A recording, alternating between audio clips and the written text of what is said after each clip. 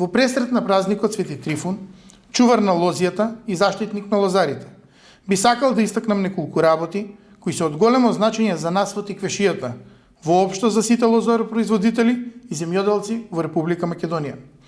Производителите на грозје со години наназад се соочуваат со сериозни потешкоти во производството, додека нивните проблеми не им излегуваат во пресред ниту владините политики кои се покажаа несоодветни.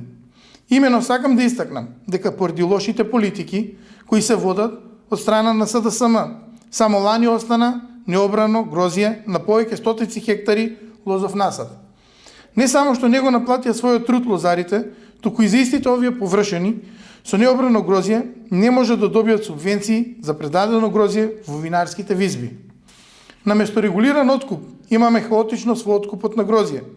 Лозарите во безизлезна ситуација се молат, понижуваат да им се откупи грозјето. Трошоците за производство им се зголемени повеќекратно, со историското покачување на трошоците, а со цената на грозјето кој им се исплаќа, едвај успеваат да ги покријат направените трошоци. Системите за наводнување се во катастрофално лоша состојба. По знак прашалник се доведува на времената дистрибуција на вода за полевање на лозовите и земјоделските насади. Со политиките кои се водат во земјоделието, од оваа ненародна влада, се врши копачење на лозовите насади, односно се врши уништување на лозарството во Македонија.